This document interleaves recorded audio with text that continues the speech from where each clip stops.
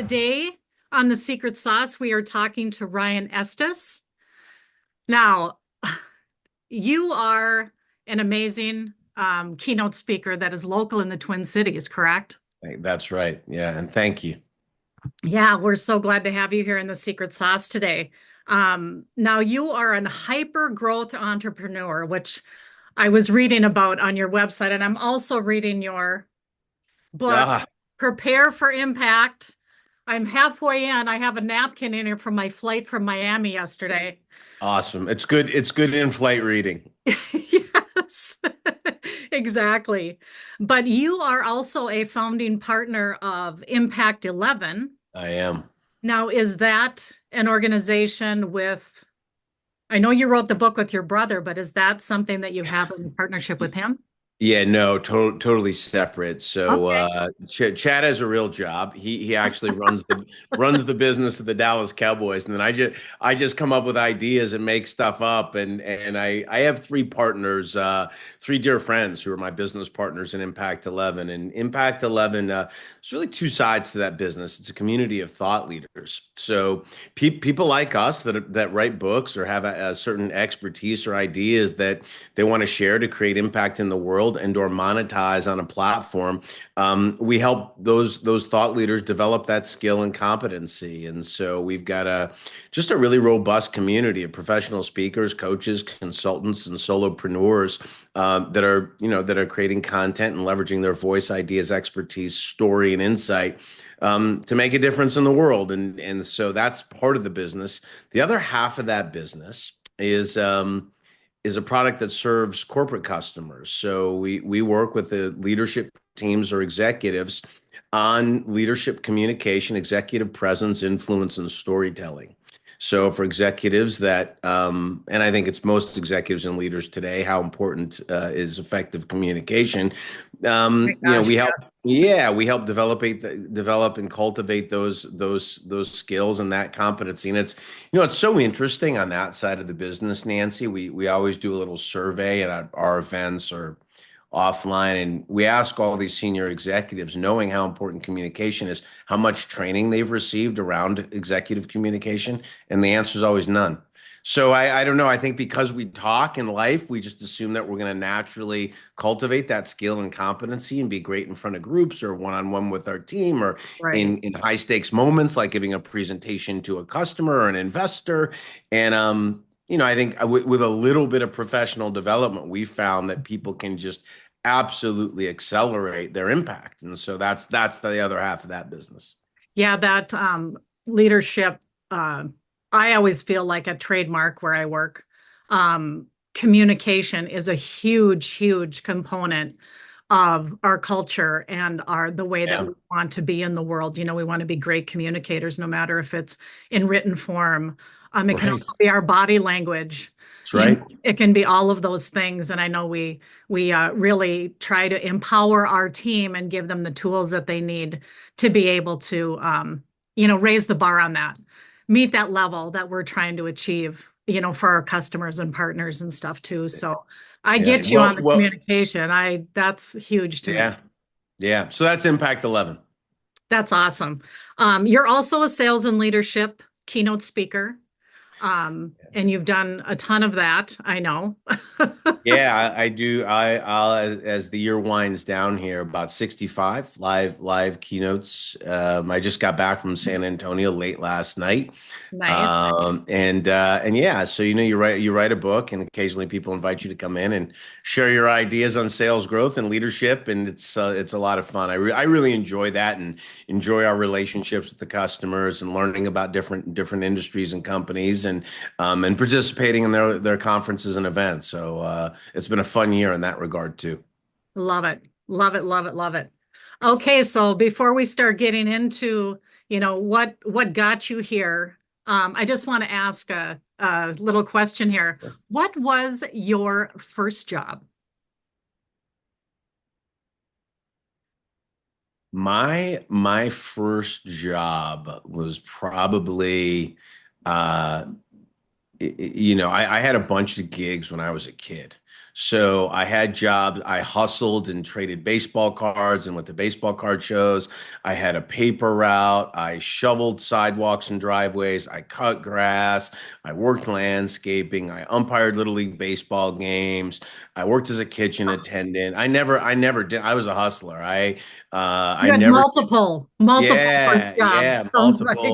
and so what was actually first that might have been the paper route. I mean, it might have been shoveling snow, Okay. something along those lines. But I mean, I grew up working. So I love that. It's always kind of nice to know, especially doing a podcast like this where you're, trying to find the essence or hear about the essence of what makes someone tick, what makes them successful, how they got here. And when you go back to that first job, what was that, that just kind of organic passion that came out of you that you're like, okay, I'm well, going to do this, I'm going to do that. I'll tell you some defining moments. What I started to realize was, and it really shaped the philosophy, that I could influence my compensation by the value that I contributed. So if I, instead of chucking the newspaper up in the center of somebody's driveway, if it was raining, I could go all the way up to the front step and then cover it with a little plastic bag and leave the corner of it under the entry rug.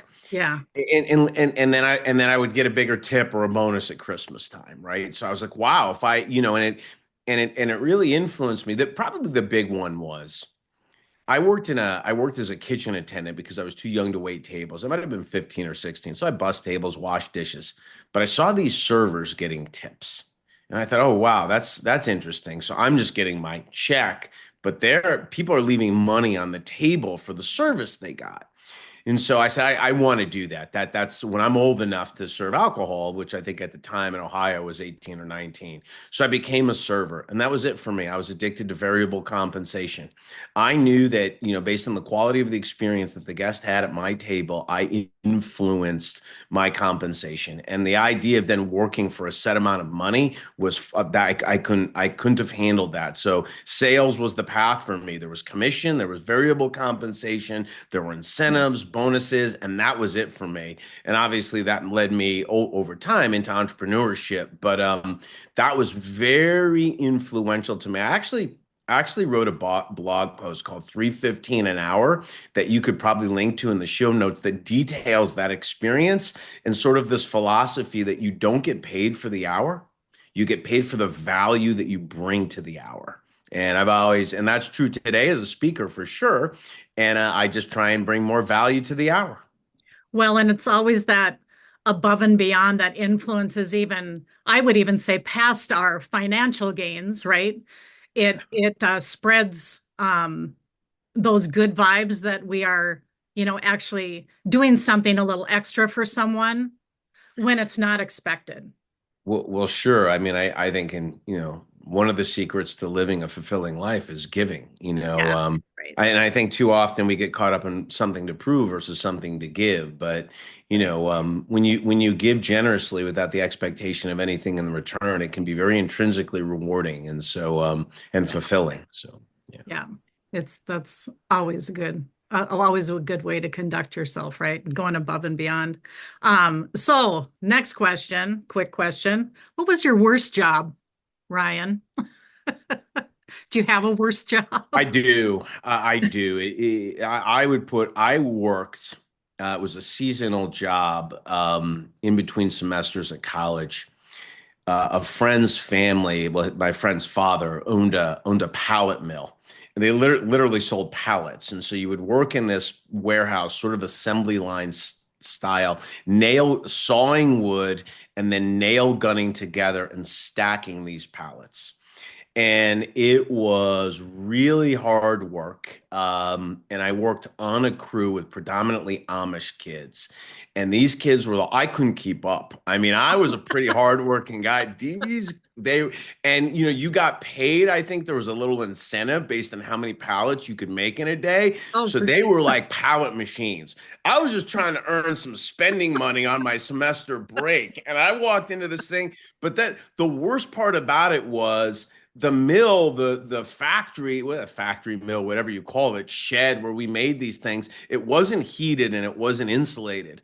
So Oh, there's wow. like it was February in Ohio or December in Ohio, and freezing Wear your cold. snowcat suit. And I'm in this thing, and I was just like, I mean, I was there for a few hours. I remember thinking, man, I want to go back to college. Like, this is rough. But that was the other thing I realized too. I'm like, this could just be my life. What if this was my career? Hmm. And I don't know, at the time, I was probably a freshman or sophomore in college. And I remember thinking to myself, you make sure you get that degree and those grades and that internship sorted out, because doing this for 30 years, no way. And I don't know. Man, it was hard work. I mean, I've had some hard, jobs. I've done some things, but that was suffering. Yeah, suffering, but also growing at the same time because you're like, there's no way I want to do this the rest of my life. Well, I have bigger aspirations. a little bit of adversity is a great teacher, right? Yeah. And so if you have, and I'm grateful for all the jobs I had. Washing dishes in a 110-degree kitchen, pulling double shifts, to try and Yeah. save, like, all the things I learned, going to baseball card shows, trading and selling like all of those things. Those were lessons that shaped me. And I loved like negotiating and trading and selling, and like waiting tables was awesome, because I loved interacting with people and serving and building relationships. And I think that dates all the way back to like my paper route and waiting tables and card shows and all of those things. It shaped me. Yeah. Yeah, those experiences, those impactful experiences can really open our eyes to the path that we really need to be on and what's in our Yeah. wheelhouse and where we can have that success too. So, okay, so the path. So, how did you get here? How did you get to where you are now? Like, Well, the Cliff Notes version is probably, and I tell this, I got good at sales. That's the bottom line. And you see my career trajectory. So yep. out of school, entry level sales job, and sort of figured that path out, and I became passionate about it. I mean, it became the great love of my life. Because honestly, and I grew my parents were school teachers. My mom stayed home 14 years, so it was a family of five on a phys ed teacher's salary. We didn't have a lot. And what I saw early on in my professional career after college, my first sales job, I looked around and I thought, okay, the people that make it in this, the people that get promoted, becomes executives in companies like this. Like, I saw where our CEO lived. I saw our chief revenue officer. I went to his house. Like, I saw their life, and I Mhm. couldn't believe it. I'm like, man, I'm in this. I'm in the game. I could end up in a place like that someday. And that it lit a fire in me, and I just became the ultimate student. Every book on tape, every seminar, constantly reading. I was obsessed. It fueled an obsession in me. And then within a few years, I was a really good sales professional. And so upward mobility, and ultimately I ended up in that chief revenue officer job. And in that job, I started giving what I would describe as public presentations for marketing. It was thought leadership marketing. So I thought if I went to these conferences or I was viewed as an expert in our category, it Mhm. would be good promotion for the business, that we would acquire clients through this new channel of thought leadership marketing. And it would differentiate us from our competitors, other than, giving sales presentations. It was like paid sales presentations in a way. Yeah. And but I got good at it, and I started to enjoy it. And those were the days I started to look forward to the most. And then I hired a coach to really try and understand what is it that enables people to get on that circuit, or to Right. write books and do something like that for a living. Is it a career? Is it viable? How much do people make? What determines success or not being success? I didn't know any of these things. And Right. after 18, 24 months working with a coach, studying this new industry, I made my move. And that was 15 years ago. And I've never looked back. And like anything new, the first 2 years were hard, sleepless nights, and Oh, for sure. questioning myself. Should I go back and get a real job? What am I doing? And, other people are happy to fuel your self-doubt with their own, version of why you can't do that or why you can't succeed or why people like you aren't going to be able to do that. But if you can push through those first couple of years, and I did, then I got a little momentum and hit, little success, and Right. it evolved from there. So that was my entry into a version of what I'm doing today.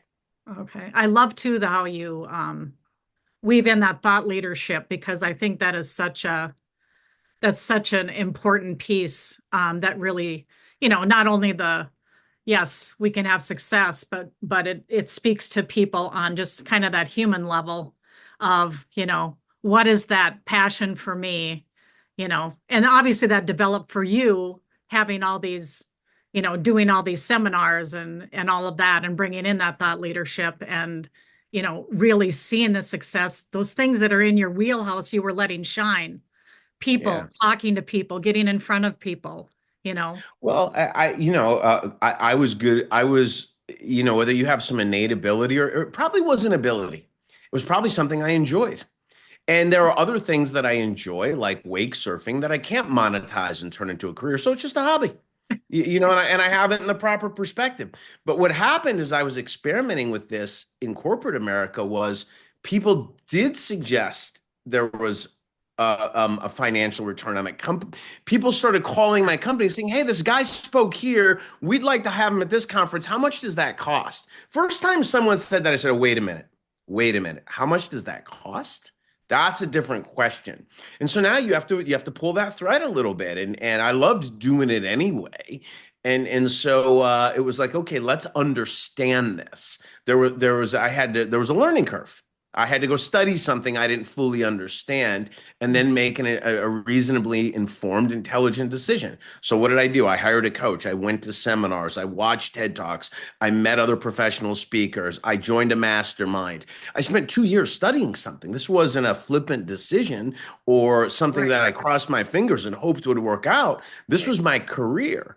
But I was also, because I worked really hard and had some success, I was afforded a little runway at that phase of my life to take a chance. So Mhm. A lot of people that I talk to on this podcast, they have said over and over again, they have a coach. They get themselves a coach. Um, I love that, to hear, that no matter how successful you are, you're still relying on someone else to help guide and get opinions from and steer your ship and all of that. I think that is just so so awesome. So that in goes in, oh, go ahead. Yeah, I was just going to say, well, thank you. I still have a coach. I worked out with him this morning at 7 a.m. He's a friend, but Awesome. he's my coach, and he holds me accountable, and we do deep work. And I think I've become a lot more introspective and self-aware under his tutelage and guidance. And I'm willing to confront hard things in myself or things that aren't working. Things could be great in 5 or 6 areas of my life, but over here, and it's easy to sort of ignore that and use this as the reason for ignoring that. But Right. we don't do that. We get very clear about what I want and what I'm moving toward and the things that are in the way, even if those things are hard to address or confront. And there's nowhere to hide in those conversations. And it's been the catalyst, I think, that changed my life. And it's not a coincidence. If you look at the most successful people, the most successful entrepreneurs, athletes, artists, entertainers, they all have a coach. It would be inconceivable to think LeBron James or Yeah. like would be training with Right. sort of haphazard and not and so if you want to accelerate your time to mastery, or you want to be more self-aware, or you want to improve at something, the fastest way to do it is to get expert guidance and coaching, period. So for me, it's non-negotiable. I'll have a coach the rest of my life. Yeah. So, the success habits. So I was going to ask you, what are some of your success habits? Well, one is you have a coach. Two, That's a it big one. sounds like you obviously work out, you have someone hold Yeah. you accountable to that as well. Are there any other success habits that maybe something you do on a daily basis, weekly basis, monthly, yearly, maybe like something you go to once a year, or are there any other Sure. success habits you had, or maybe the way you set yourself up for your next gig, or your Yeah, profession? I think there are a couple. So you mentioned so I have a coach, that would be one. I Mhm. think a lot of success comes from routines and rituals. So I'm a big routine person. So my training regimen, I have a coach, I have a personal trainer. So my personal trainer came today and trained my coach and I. So that was this morning. Nice. Uh, and we're doing it again. The three of us are doing it again tomorrow at 6 a.m. So what does that indicate? Well, it's on the calendar. So what gets scheduled gets done. I'm very disciplined with my Yes. calendar. If it's a priority, put it in your calendar. Don't say you're going to do it, schedule it, and have somebody holding you accountable. So I can create structures of accountability.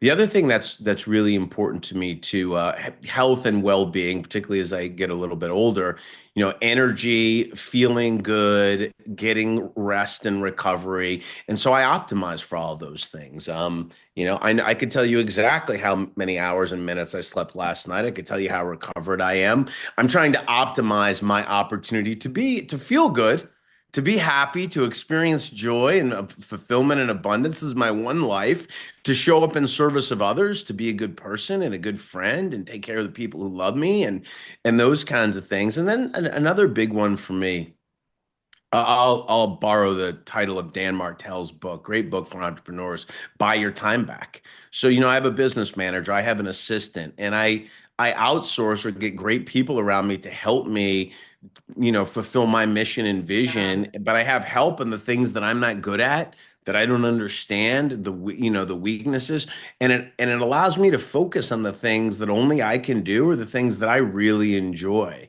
And so I've learned how to create leverage by creating systems and a structure in my life and business that really frees me up to do my best work. And when you're doing the part of your job that you're the best at, that you love the most, that lights you up, more days like that. And I've put a system in place that I think allows me to do that. It's given other people opportunity, but what it's done is it's made our work product better, and it's made me better, and it's grown our business. And so I think those are some of my and then you can't see it, but it's right here on the my wall. And this was an exercise from my coach. He invited me to write down just a quick list of the things that bring me joy in my life. It's my joy Oh, I list. love that. And so I have this joy list right here, and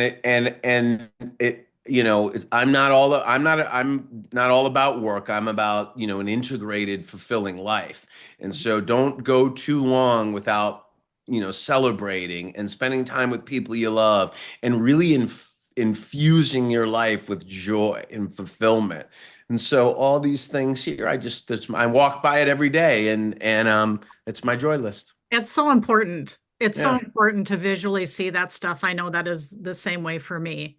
One thing that is visual for me is just gaining inspiration from other people, whether it be if I'm on social media or reading a book or whatever. I mean, that to me daily is something that is just almost essential to set my mindset, along with meditation. I love to meditate as well. So that's Great. always a good thing. But I do think too, it's so important, as you said, surrounding yourself with people that enhance what you're doing, and you can empower them to find maybe their own path, or find their passion, or find their, what's in their wheelhouse. It's something that's easy for them to do that they can just excel at for you. Yeah, Um, yeah. I actually think it's vital to really allowing ourselves our best opportunity to achieve. And that's the big part of the thesis of the Impact 11 community. That's where you go to learn. That's where you go to be around other like-minded people. If you're a thought leader, a professional speaker, a content creator, it's a different job. I mean, my job this week is to get on planes, fly to 3 cities, give a keynote speech for 1 hour, and fly to the next place. How many other people, did I grow up with that are doing that? The answer is right, none. But right. I've cultivated this incredible tribe of these people that live this life. And so we always say we're better together. And it's a place where you can go to feel seen, heard, understood, valued, and supported in Love in the work of creation. And I think for creators, entrepreneurs, just having those connections, that sense of community and camaraderie is vital. Find your people. Find your tribe. That's Find it. your people. Yeah, exactly. Switching gears a little bit, are there any mistakes you can think of that have happened along the way? That Do you you want the ones from yesterday or the big ones I know or that question is so loaded because I know we all make mistakes and we're making them sometimes minute by minute, you know. let me let me give you a couple. I make mistakes all the time. And I'm more for I think one of my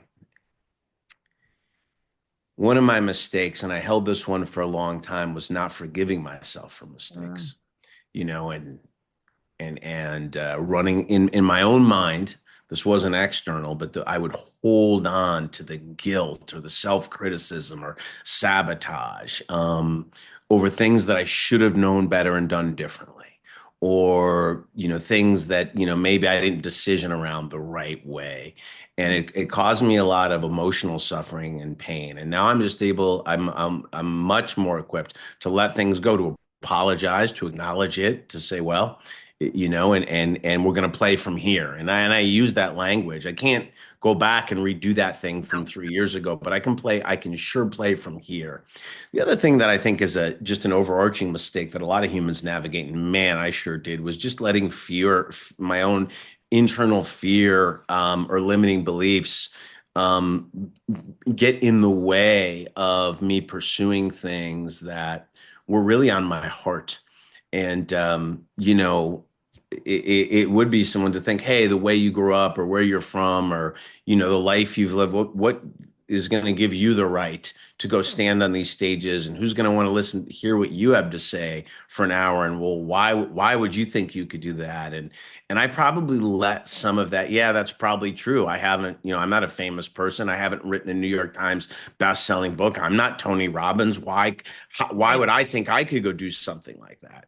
And I let those limiting beliefs, or I'm not an entrepreneur. I'm a big company guy. I've only worked for big companies and had these big career jobs. I can't start something on my own. I don't, that's not who I am. Well, And I yeah, let I let those things. So I delayed making decisions that were really inside me. And if I give myself credit, I didn't miss it. I may have delayed it, but I didn't miss it. And I think how sad would it have been had I not had the last decade that I've loved in the last 10 years of my life. I work with people I love on projects that I love, doing exactly what I'm called to be doing, and I'm scaling it and building it in a whole new way, and it's influencing and impacting other people. And I feel like I retired and won the human lottery. yeah, And but I almost didn't do it.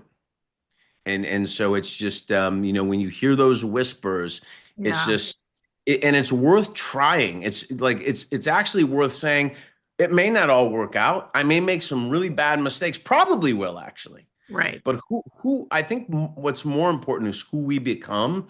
And it's courage is like a muscle. The more you realize you can be resilient, and you can stand back up, and you can get through a broken heart and a bad business partnership and a bad keynote presentation, or these things are going to happen. And but be in the trajectory that you're called to be in, and know yourself enough to trust yourself enough that you can move through these things. And I think that's where we have the best chance to live our truest, most authentic life. Yeah, that's some damn good advice because, I feel like people struggle with that all the time, myself included. You got to keep reminding yourself, you have this, you can do this. You, you Yeah. have the Yeah. ability, you have the people around you, sometimes we don't listen to I know that I don't anyways. I don't listen to the people around me when they say, you're doing great. I love what you're doing. You're making an impact here for us. You're doing, it's just like, but I always say to myself, I can do so much more. That's the little voice that, you shut off and just, did it. And so yeah, I think you're down a thread there, a path that's really potent. It's this idea of coaching yourself. Hmm. So I have a coach. but I only get a few hours with him a week. So in between the gaps, I have to remind myself I have a pretty harsh inner critic, and I've Yeah. quieted that voice.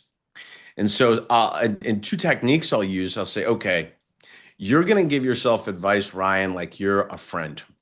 So you're going to step out and be executive coach to Ryan, the guy that you care about and want to see succeed in the future. And you're going to talk to him like that. Like he's your client. So I'm my client, and then I step outside of my bot. And amazingly, my voice is, well, actually, you've had a great year and look at everything you did. And let's write down a joy list, and let's write down a list of all the things you have won. And there were some mistakes, but we can learn from. And all of a sudden, I find self-compassion and admiration or another way to do it, if that's a little too esoteric, is my coach Otis is a very compassionate.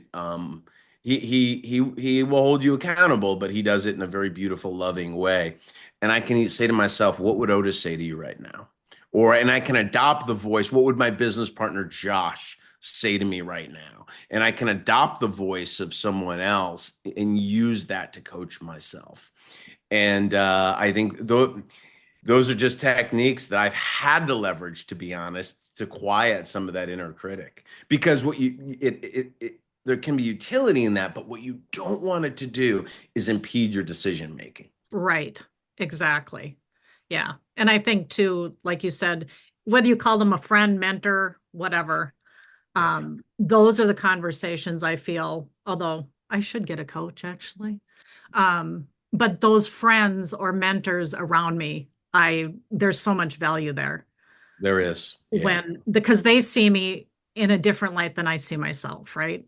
And And they and can there see the true, you know, where I should be well, going sometimes. and maybe your potential. One of the phrases that I love is borrow somebody else's belief until your own catches up. Mm, love And that.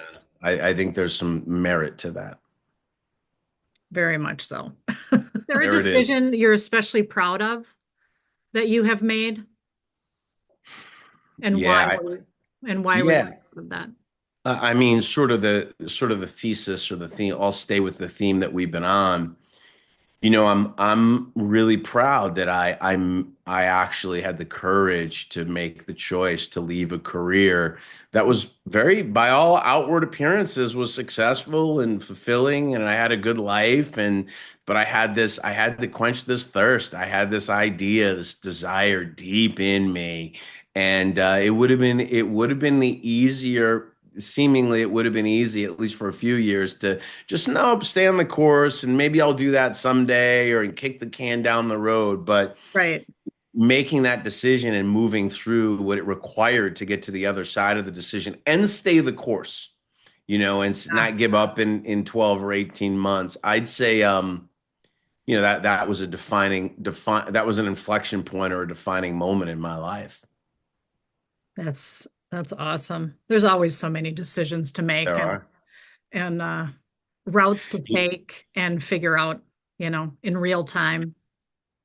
And the cool thing about it is you'll never know what the other route would have been or could have been, and Oh, it's not don't just it's you just can't keep shoulda, making, woulda, coulda. yeah, just keep Yeah, making decisions and moving forward. I don't know how that would have worked out, and you can imagine it would have worked out better or worse. Who knows? And so you just make choices and move on. Keep right. it moving, as I like to say.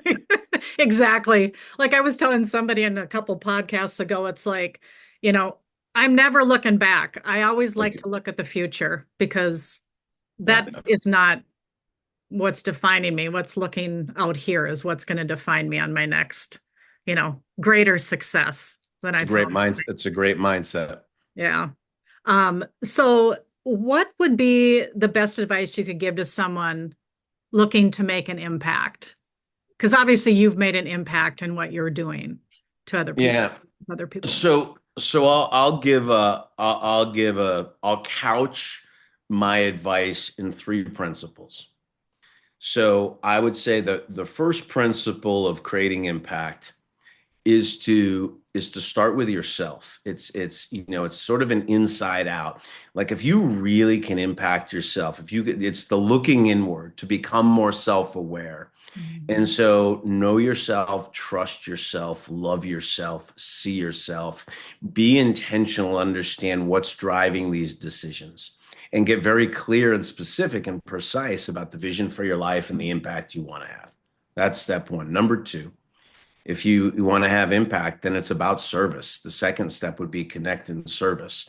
Once you feel whole and fulfilled and abundant, and you're coming at things from a place of something to give, connect and service. Really, really be there has to be to create big impact. There has to be something bigger than just doing it for yourself. And that's not to mean Oh, that you might not get rewarded, but it should be clear that you're going to leave people your little slice of the universe a little bit better than you found it. That's the okay. second piece. And then the third piece, and I think that this is the piece that too often gets missed, but my definition of success is momentum through harmony.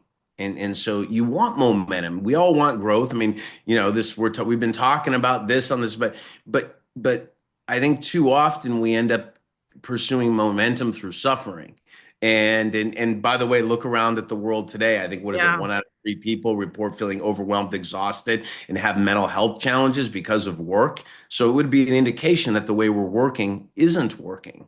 So this idea of pursuing, I'm a growth person. I hope future directed, just like you. That's my mindset. I want to be pursuing something meaningful that's important. I get a lot of fulfillment from that. But I want to do it in harmony. I don't want to do it at the expense of myself, people I love, my well-being, at the expense of others. So it needs to be in congruence with who I am, with my joy list, what brings me fulfillment, with the people I love. So momentum through harmony. And I want harmony around me. I want harmony on my team. I want harmony in my relationships. I want harmony in my friendships. And so that is a real, to me, it's the essence of, because success is best when it's shared. And Mhm. we're meant to do, we're better together. And so I think that's my container of success. It's I three love that. principles. I love it. I love it. I love it. I think too in the world we're currently in, like you said, there's so much, there's so much swirling around us, to find those key things that can keep us on our course, you know, of growth for ourselves, growth for others or impacting others on an optimistic note instead of, trying Right. to hear the negativity and tear down. Sometimes you have to just kind of block that out and really, like you said, self-assess is one thing, but taking action after that self-assessment to change, to be better, to enhance, so to speak, what we're doing in this world too. Love your philosophy on stuff. This has been a Thank you. great conversation, Ryan. I Thank am you. so honored to have you on The Secret Sauce. So when's your next gig? Fill us in. When's your next gig? Yeah, so I have a little moment of pause here for because we're coming into the, I don't know when this is going to publish, but we're coming into the Thanksgiving holiday at the time of recording. So I have a week off, and then my next gig, I've got Chicago and Toronto coming up. So short flights from Minneapolis, which is great. Short direct flights, like no flight over 90 minutes on those two cities, but they're two great cities, two great events, and I can't wait. So. Very fun. Very fun. I would love to come see you sometime, but I need to finish your book. Yeah, People need to well, pick this up for sure. Prepare thank for you. impact. I love reading about your brother and your guys' relationship and just Thank how you. that all just kind of started. So, again, thank you so much for being on The Secret Sauce. We appreciate it. Yeah, my And pleasure. hopefully we'll see you sometime here around either the nation or in the Twin Cities. All right. And Take that, care. my friends, is The Secret Sauce.